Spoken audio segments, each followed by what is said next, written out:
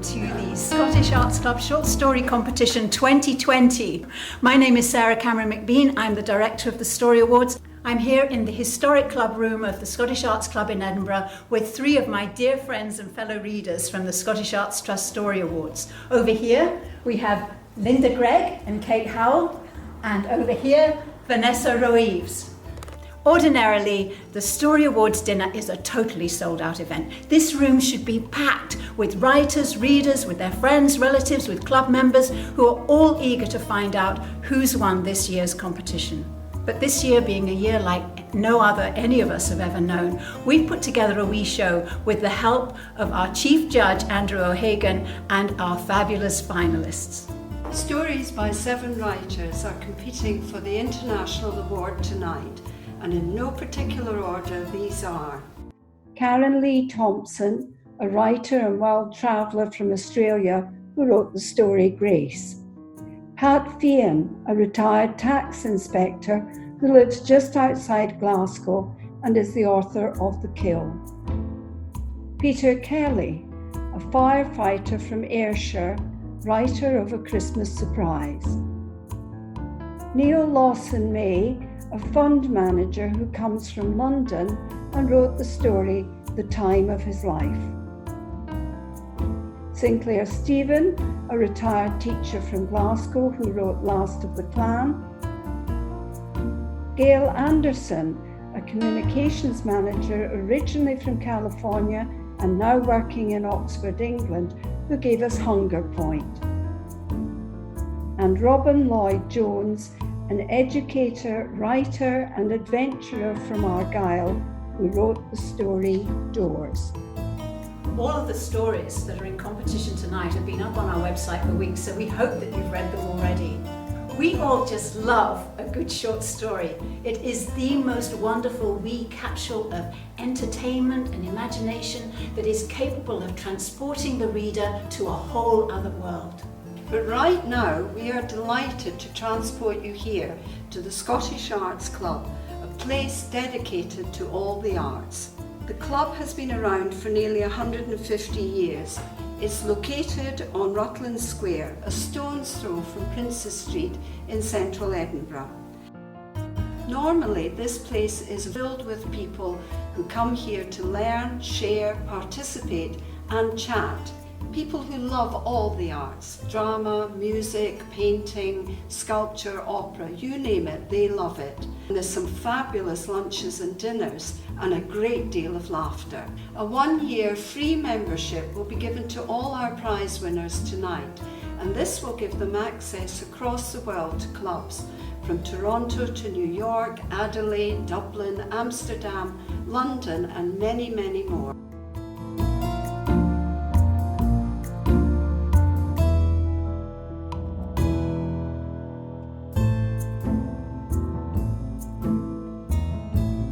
We had the most fantastic response to the Story Awards in 2020, and we want to thank each and every writer who sent in their stories. We understand the passion, the imagination, the hopes and the dreams that you pour into every story that you send into the competition. We love the sheer diversity of those stories. We had stories from the Gambia, from Nigeria, from South Africa, stories from Hong Kong, from Singapore, from India, from the United States, from Australia, from Canada, from all across Europe and all across the United Kingdom. Although this is an international competition, we had the biggest response from writers right here in Scotland, who made up about half of all our entries and about half of our finalists tonight. It takes our team of dedicated readers, about 30 in all, about 5 months to read and review all the stories. We work in small teams and we meet, we review and discuss the stories, debating the ones that we love to make sure they get through to the next round. Tonight is all about the 7 stories of our finalists that went forward to Andrew O'Hagan, our Chief Judge. I was lucky enough to catch up with him when he was in Edinburgh last month promoting his latest novel, Mayflies, which has been published to great acclaim.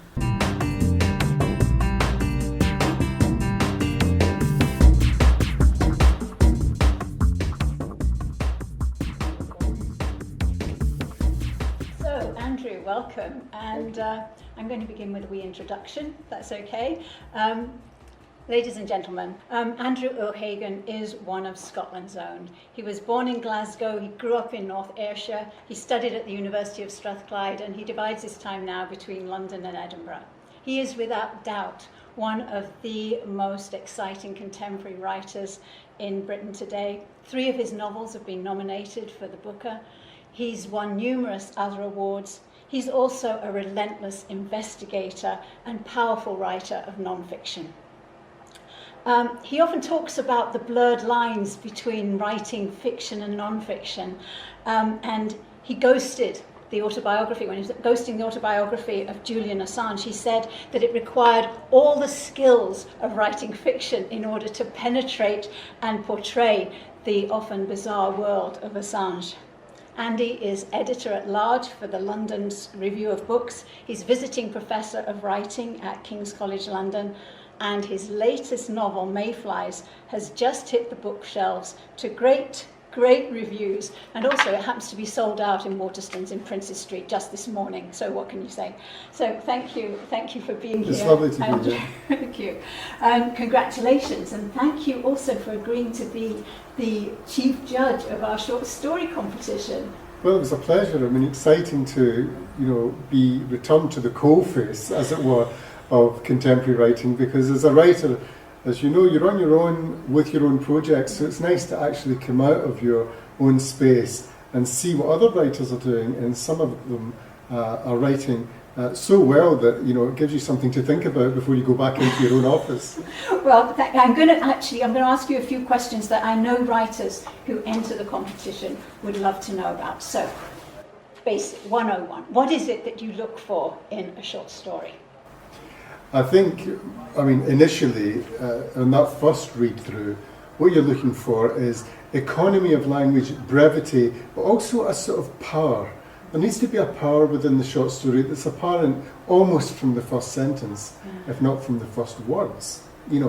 There is no space in a short story for that kind of elongation of intention and tone. You don't arrive eventually after 200 pages, as you do with Dostoevsky, at not only the point, but as it were, the style and the tone of the thing.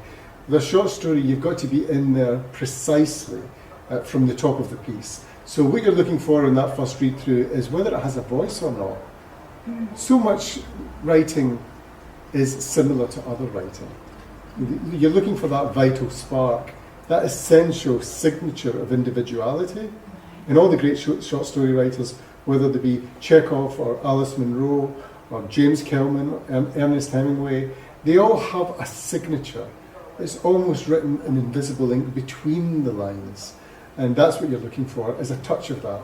Right. When in your own writing, you seem to have get a real enjoyment out of the words you use. There's often quite a lot of humour in your writing, but it's not even when you're writing humorously. Sometimes there's just a turn of phrase that makes me smile anyway, just the way in which you use words. There's a sort of freedom and fun and fluidity in the way you write. But there's also a great economy, as you're talking about there isn't so much. Do you edit constantly as you're going along, or do you write in that way? Editing's the key. Right. I'm almost moved to quote what somebody said, that there's no such thing as writing, there's only rewriting.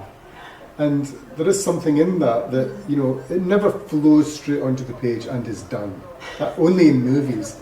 There's a very funny scene in the movie of Dr. Zhivago, where the writer played by Omar Sharif is sitting at a rather elegant escritoire, and he lifts his feather, and in about 3.5 seconds he writes the sonnet to Lara, and then puts it down and goes upstairs. In real life, as we like to think of it, it's just sweat, labour, perspiration, endless rewriting, editing, fixing, going back again, adding, subtracting.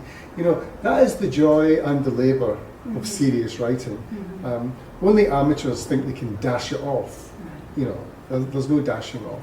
And so yes, you're right, the editing is perhaps, next to the original composition, is the most important element, especially for short story writers where brevity is key.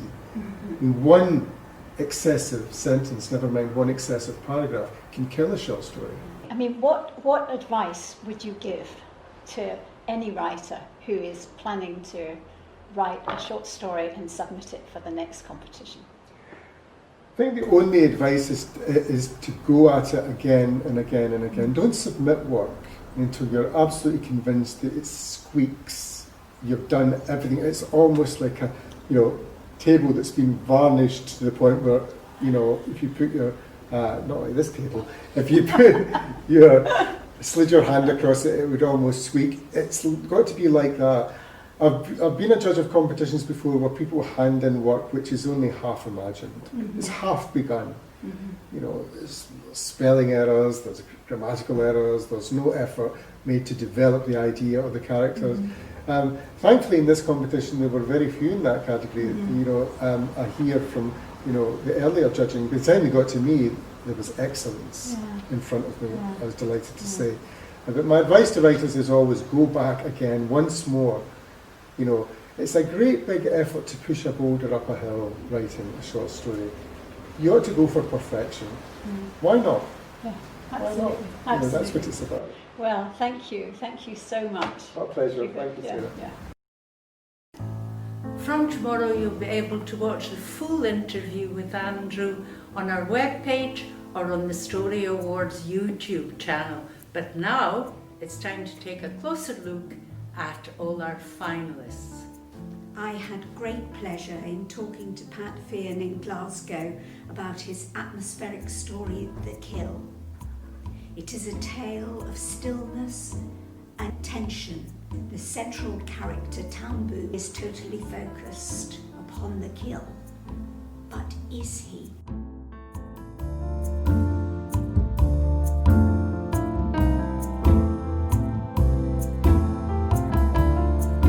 That was the very first piece of formal writing I'd ever submitted. It did get good feedback from the tutor and from my classmates, if you like, my fellow students.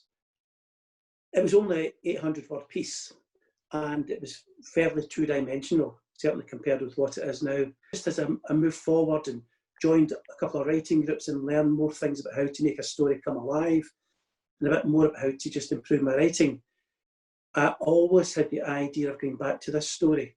I suppose eventually I just thought, I'm now able to sort of deal with it in the way I want.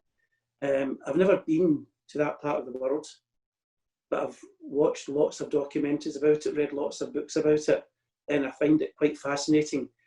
And I think we're all aware that predators, whether they're human or animal, when they're out on the hunt, they have to have stillness and patience. And that was certainly one of the things I wanted to convey. The original story, as I say, was fairly two-dimensional. I wanted to make it a fully immersive story. So I wanted the reader to be really right there in the scene. I also worked very hard on, I suppose, the sequencing of events, because I don't think there's any dialogue, and as you say, almost no movement. So most of the story is told through observing him and his thoughts, and really the tiny little developments of his preparation, I suppose, is the movement, the two or three things that he's thinking about: the animal, his colleagues, and his history. I tried to put myself inside the character's mind and just thought, what is he going to be looking at? What's he going to be seeing? What is he going to be hearing? What is he going to be feeling? And I can remember sitting in my room, almost transported out of myself, and thinking about these things and trying to capture that detail. Each time I wrote a section of it and came back to myself, it's like I did feel I had been somewhere else. It was a very intense experience for me. Yeah. Karen Lee Thompson and her husband are living the dream, which is to say they're living out of a suitcase. Karen Lee based her short story Grace on that old nursery rhyme about the days of the week, and she used this to weave together some very strong descriptive stories with some powerful characters. She talked to me about why that nursery rhyme resonated so strongly with her, about her favourite characters in the story, and about her most heartbreaking moment.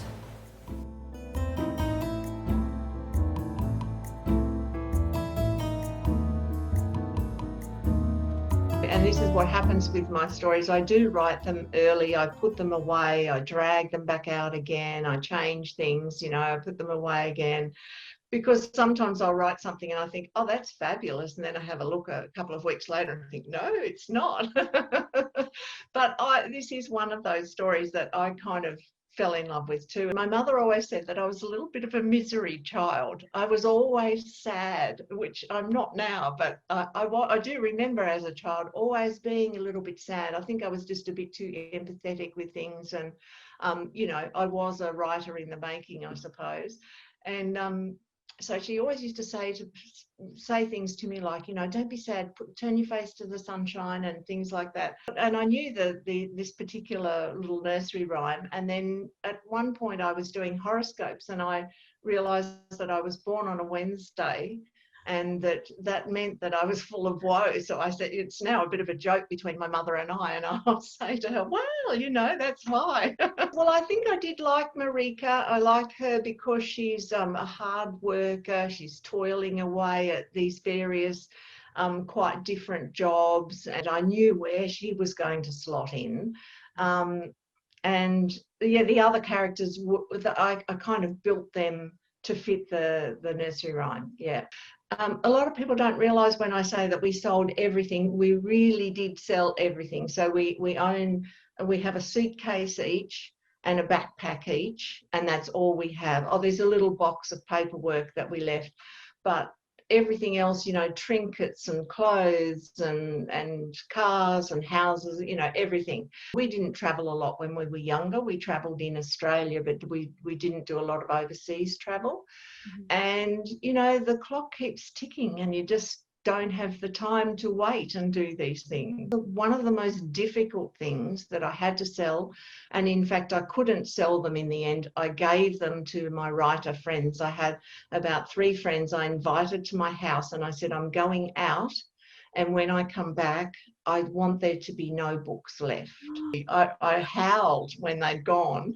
So that was probably the downside. But then I thought I was going to have trouble getting settled enough to be able to stick with stories and whatnot. But I actually find the opposite. I'm finding that it does give me a little bit of a grounding. Every time I've got a couple of days, I'll you know, get back to work on one particular story.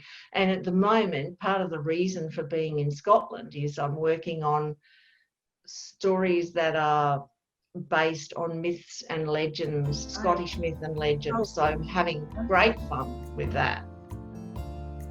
I had such fun speaking to Peter Kelly about his story, A Christmas Surprise. Peter is a firefighter who lives on the Riviera coast of Ayrshire, better known as Irvine. And it was interesting to find out from him how he had become a writer, the source for the story that's in the competition tonight, and what his ambitions for the future are.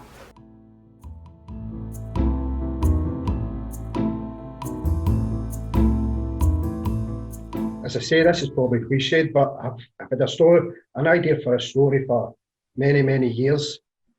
And maybe about 2.5, 3 years ago, I started getting ideas. I was jotting down notes and bits of paper. Before I know it, I had a Polly Pocket filled with different notes. So I'm thinking to myself, this is something I need to do, because if I don't do it, I think I'll regret it. So I sat down to try, only to discover I'm not a writer. I didn't have a clue what I was doing. So I read every book I could about writing, read blogs and that. Maybe about a year ago, I discovered a local writers group, and the guy who ran it, a guy called David McLaughlin, he was a big help. He encouraged us to write shorter pieces, flash and short stories and that. At first, I wasn't really interested in that. I was only interested in wanting to write my novel. But I thought, I'll give it a go. Before you knew it, I was getting ideas left, right and centre for all different stories. Fast forward to today, and I've probably written about at least 20 pieces of flash, at least half a dozen short stories and a couple of poems. This story, when I first wrote it, I entered into a local competition, which turned out only had 12 entries, and it never got anywhere. And then I entered into a competition with 500, and it's made it into the final. So no matter what anybody tells you, just keep plodding away, keep sending away. Doesn't matter how many rejections you get, because I've had a lot.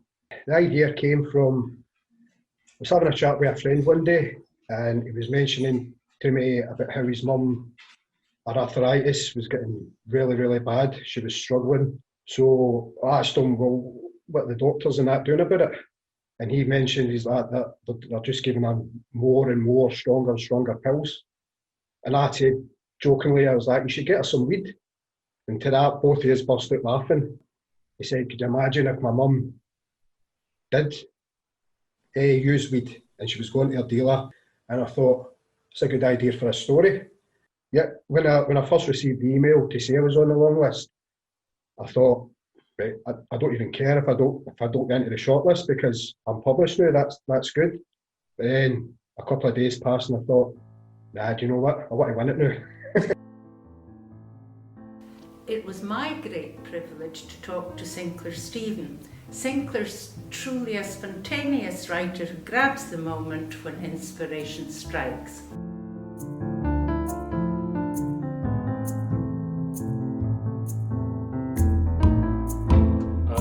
I went in for this competition when a friend sent me a link, and in a very casual way. I find having an audience is an essential part of writing, and this seemed to give me an audience which I would never know, an anonymous audience who would read my stuff. And I actually sent in 5 stories, not realising it was going to cost £5 or £10 a time. So I got rather a surprise at the end. I haven't yet told my wife. I was going to a creative writing class. I had tried writing earlier on, and was very unhappy with what I was doing. So I went on to a creative writing class run by a chap called David Pettigrew at Strathclyde University.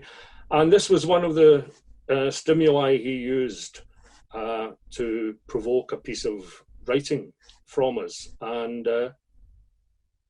I just got involved with the character in the painting. She struck me as being different from the rest of the group, calmer, less traumatized than the rest of them were. I mean, the leading character, the old man on the pony, is obviously totally traumatized. She always struck me as being slightly detached from what was going on. And so I thought, well, perhaps she is quite happy to go. When that scene is usually all about drama and unhappiness and tragedy. And I thought her approach, or the approach I gave her in the story, was a little bit more subversive. I could no more write a novel than climb Mount Everest. And I read. I'm a compulsive and addictive reader. And that's what I do. I enjoy being out, yes. The big hills are getting beyond me, I think, a bit now. But I enjoy the peace and the tranquility of being out in the hills. Neil Lawson May told me about his very entertaining and imaginative story about a German physicist who makes some very unusual discoveries when he's off walking with his dog Copernicus on a remote Cornish cliff top.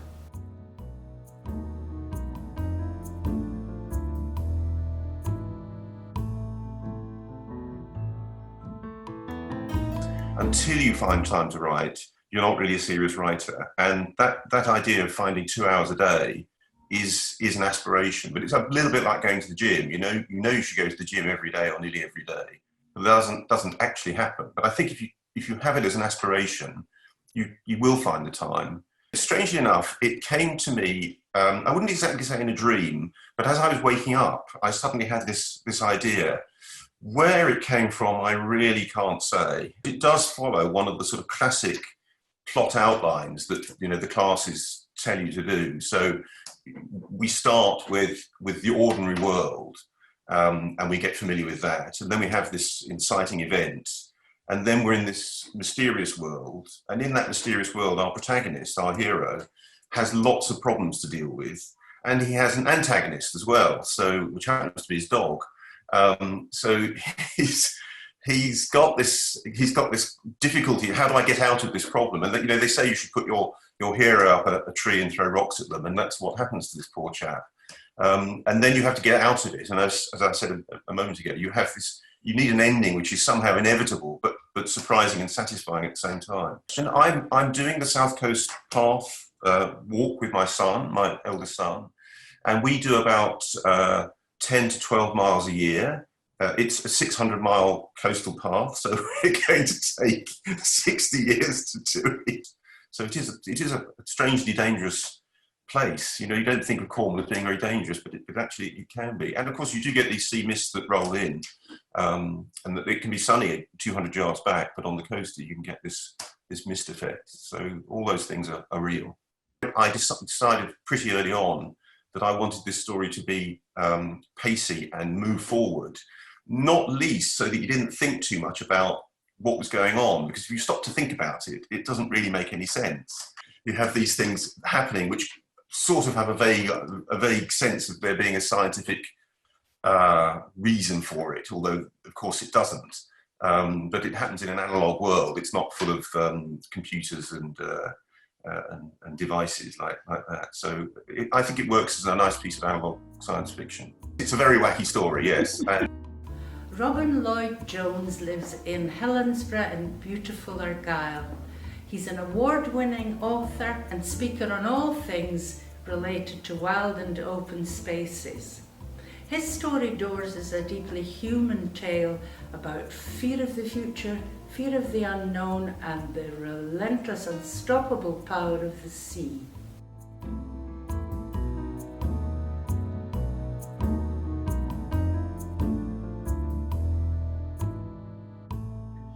When I go kayaking, I always have a waterproof notebook with me, because kayaking is rather like walking. It's just the sort of the motion of it, and the mind sort of browsing on the scenery around you does start generating ideas. Sure every writer will say the best thing to do is go for a walk, Well, the same applies. Go for a paddle in your kayak. There was one incident where I was in full flow, and I came to the end of my waterproof notebook. So my kayak is fiberglass, so I was writing with my felt pen all over the deck of my kayak. As soon as I got home again, I quickly dashed out and noted it all down. As far as I recollect with that story, it was just like kind of there from the start. It's just because, it was a real experience for me, and I was absolutely there in the moment. And well, it was actually a trip that, in fact, 3 of us did, not 2, out to the Bass Rock, the lighthouse. There is a lighthouse on the Bass Rock. The Bass Rock. I think we left from North Berwick, and it was a very stormy day. And as in the story, the steamer trips were in fact cancelled. But we were quite confident actually about what we were doing. As one door closes, another opens. That's a big theme for me. Clearly in the characters, doors were opening up, both for the young Martin and new doors for the old Archie. If I'm in full flow in the middle of writing something, I would be at my desk by 6 in the morning. I enjoy writing. I don't think I will ever stop writing, and some people might say that writing was hard work, but for me it's pure pleasure. Gail Anderson was the winner of last year's short story competition with a very entertaining story about a librarian. This year she's in the finals again, but with a very different story. Hunger Point is a gritty, hard-hitting tale about an assassin and the woman that he is initially asked to protect and then kill.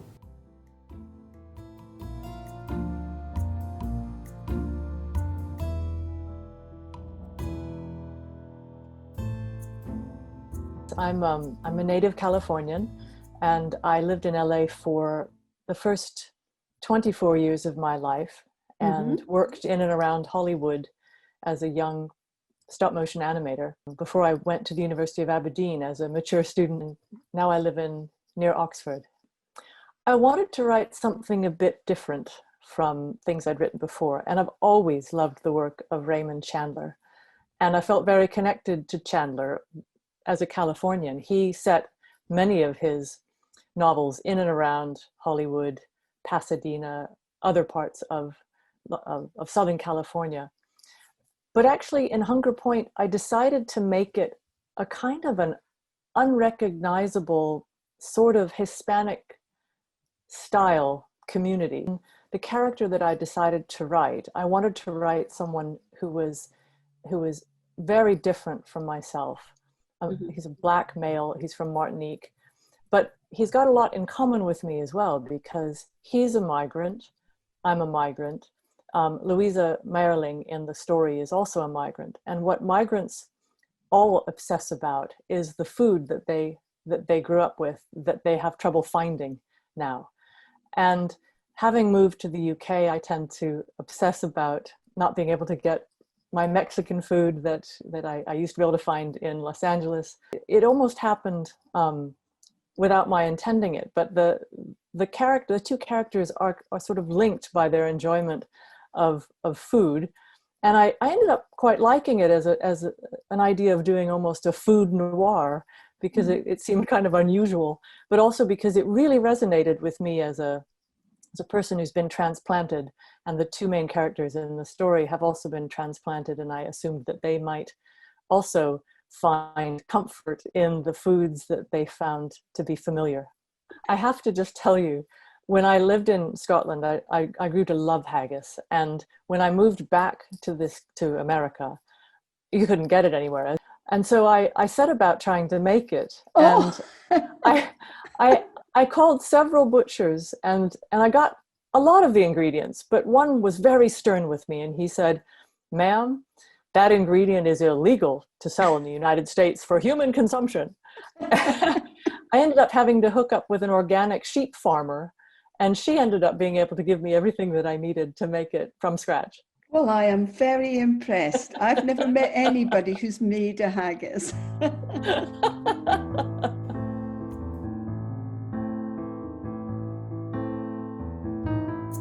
This is a time for you to meet each other. Karen Lee Thompson, you're here, and who's with you? Hello, this is my husband Gary. Hello to everyone. Hi there. And Robin. Hello, it's my wife Sally here. Fantastic. And Peter. Hello, only the voices in my head are here at the moment. Now we have to say that so far, I'm afraid Pat is winning because he's got the banner. Hi there, and I actually have my #1 fan beside me, which is remaining off camera. Do you want to pop in and say hello? Hi everybody. That's my wife. My wife Moira. Wonderful. So Pat was explaining that he has a banner behind him that was made by a friend who was supposed to be with them today, and his banner says, it should say Scottish Arts Club Short Story Awards. But she ran out of one letter S. So for the eagle eye, you'll see that the one letter S. So it actually reads Scottish Arts Club Short and Tory Award. Sinclair. Yes, I'm on my own at present. My wife's out shopping. She really had to deal with the important things in life. But she may well join me later on. Neil? Yes, lovely to see you all. Hello. Hi, Neil. Fantastic. And Gail. Hello, and this is my husband, Mark. Wonderful. Hi. Well, welcome everyone. We all want to thank you for taking this leap of faith with us into creating our very first Story Awards show. The idea for the competition, which actually came out of our writers group here at the Scottish Arts Club, and that in many of your extended interviews, quite a few of you mentioned how important writers groups or creative writing courses were for you in terms of your development of your own writing style. So I wondered if we could just have a wee talk about that. I did 2 evening classes at Strathclyde University. I remember one of the tutors kept saying it's really important to join a writing group. At the time I couldn't understand it. I couldn't see why that was so important. At the end of the course, one of the guys started a writing group and I joined that. And now, sort of 6 or 7 years on, I really see why that's so important, because you're trying to communicate something, an idea or emotion or whatever it is, or a detail, and you might think you've done it, but that's in your head. And it's only by having other people look at it and talk to you that you realise where you might have fallen down, you might have just not quite got it across the way you want to. Neil, which was the course that you took? I've done several courses at City Lit, which is a charity based in Covent Garden in London. And some of those courses have been about writing techniques, and others have been about how to get published, for example, or self-publishing. So they've been all sorts of things, and they've been universally fantastic, and not just because of the quality of the teaching and the facilities they have there, but it's the other people in the room, it's the other would-be authors. They're just amazingly interesting people. And the ideas just shower out of them, and you feel humbled actually when you go on one of these courses. And of course, there's that awkward moment when you have to read out your bit for the week, and you think, oh my goodness, this is going to be awful. But actually, people are terribly kind, and even if it is awful, there's something good in it, and you can sort of pick it apart and then have another go. Let's go on to talk about the stories, because you know the 7 stories that are in the final, they're all so different. What is it that you liked about each other's stories? Well, I can say I thought that Pat's was amazing.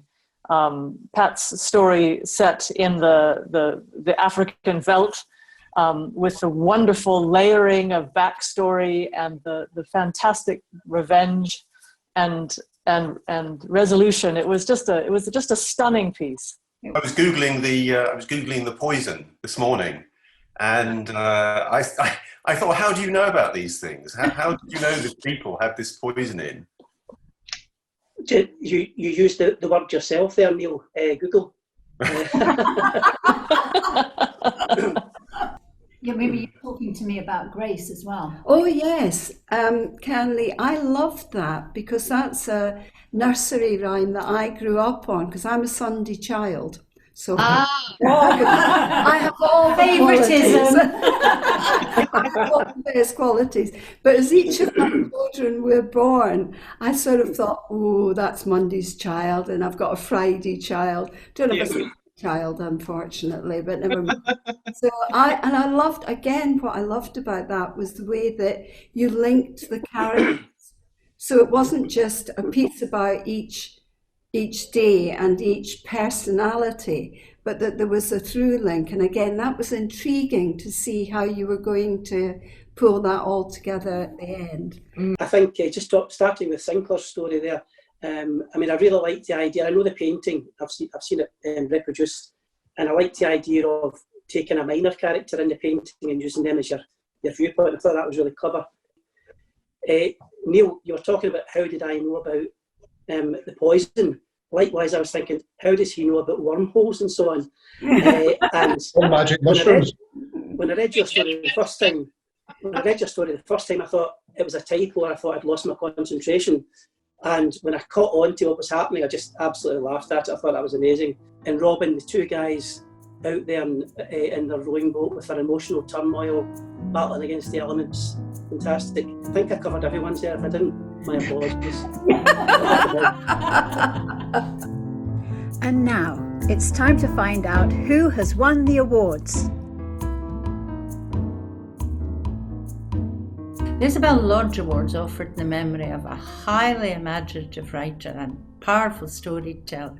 Isobel was a much-loved member of the Scottish Arts Club and especially of our writers group. She kept us well entertained with her dramatic storytelling style. We've published a collection of her writings in this book, Rosalka, the Silky Woman, which contains not only her stories, but her plays and poetry too.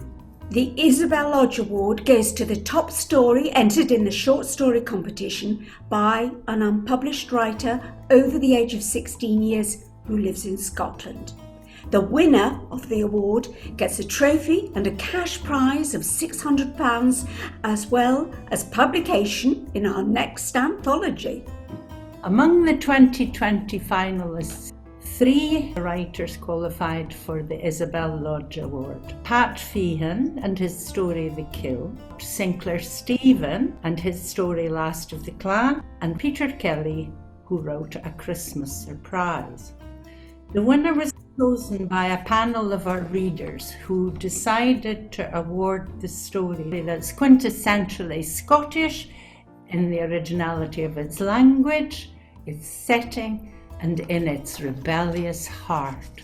I have great pleasure in announcing the winner of the Isobel Lodge Award 2020 as Sinclair Steven for Last of the Clan. Thank you very much. Well, thank everyone very much, not just you. I find that really surprising and very, very gratifying. Congratulations. I don't actually have to speak for myself. My wife writes my stories as well. We'll be sending you the trophy, the Lodge Award 2020 trophy, and the £600 cash prize. So, many congratulations. Thank you. Thank you very, very much. In a normal year, we have the most wonderful dinner in the dining room. We've got 7 tables in our dining room. That's why we have 7 finalists in the short story competition, because each table is named after one of the stories that is in the final. And the writer of that story, they sit at the table with other readers who just love that particular story. There's a lot of fun and laughter, and quite a lot of wine gets drunk as well. And then afterwards, we come back upstairs to the club room and we learn who's won first, second and third prize in the Scottish Arts Club short story competition. I wish we were all doing it in person, but we're not. We're doing it here. So let's get started.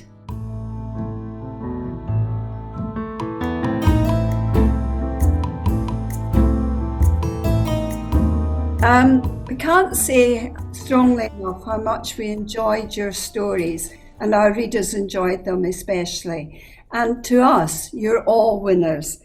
But let's get on with the announcements. In third place, winning a prize of £250, I'm delighted to announce that Andrew O'Hagan wrote Gail Anderson's story Hunger Point. Another one that struck me was Hunger Point. This is a story full of mystery and good sentence writing. I was very struck by the fact that this particular writer knew how to construct a sentence in a way that was full of description, almost cinematic detail, that I won't give away the central mystery in this short story, but it was almost novelistic. It felt to me like the opening of a novel. That both gave something wonderful to the story and slightly took it away from being a short story, just ever so slightly, but no harm done. It's a wonderful piece of writing, and that's what we're in the business of judging. Oh my goodness, thank you so much. I'm absolutely thrilled to have been in the company of such wonderful authors. Thank you to the Scottish Arts Club readers and to Judge Andrew O'Hagan. I'm absolutely thrilled.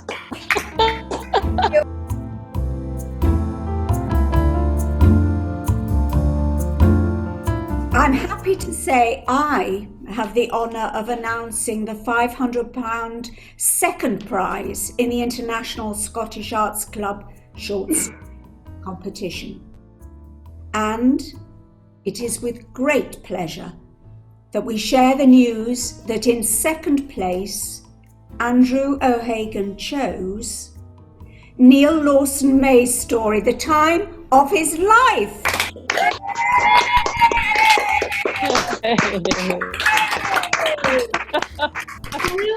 There was also some surprises in there. You know, The Time of His Life, a story where at the very beginning someone has mushrooms at breakfast, and then you see this sort of redoubling of experience. A walk on a cliff top and a fall suddenly seems to repeat itself, and he seems to meet, the character meets a version of himself and the dog again and again. Very cleverly done, brilliantly wound as a story, and controlled. Because what we're often talking about with short story is how well can the writer control the material. I'm thrilled to have been a participant in this fantastic story writing competition. I'm extremely grateful to the Scottish Arts Club for hosting it and putting the effort and energy into it, particularly Sarah, Vanessa, Linda and Kate, but also all of the people I know who've worked behind the scenes. I think it's been an amazing effort on behalf of all of them. Of course, I also want to thank Andrew O'Hagan for being the judge, but perhaps most of all, I want to thank the fellow writers and the finalists, because it's been such a pleasure this evening to meet them all and to share some stories about writing and how we came to write the stories that we wrote. It's been really a fantastic evening. Thank you so much.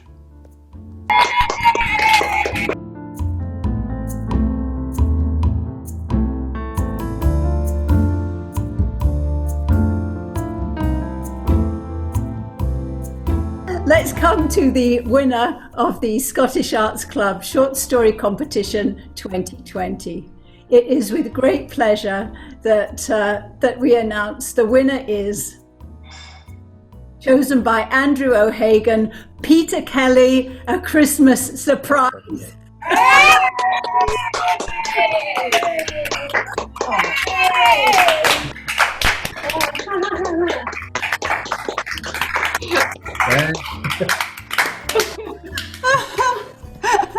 And Peter, was that? I think that was the second. You said it was the second story you'd ever written. Aye, it was. Aye. And just to recap, it didn't do anything in a competition of 12 stories. No. So that I don't know what to say. I'm speechless. The impressive thing in any short story competition, if it happens, is to see the way that different writers from different backgrounds with different histories, economic realities, class, gender, sexuality, all of these things are brought to the page in a different way, but specifically, you know. So there was one particular story that was set at Christmas in George Square.